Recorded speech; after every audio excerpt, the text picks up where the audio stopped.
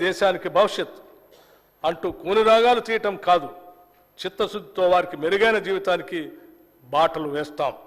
ఇది మా వాగ్దానం మాత్రమే కాదు, ఇది మా విధానం. గత ప్రభుత్వం చేసిన పనులతో యువతలో ఆత్మస్థైర్యం దెబ్బతిన్నది. వారు భవిష్యత్తుపై ఆశను కోల్పోయారు.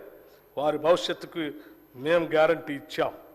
అందుకే రాష్ట్రంలోని యువత మొత్తం మా వెనక నిలిచింది, మమ్మల్ని గెలిపించింది.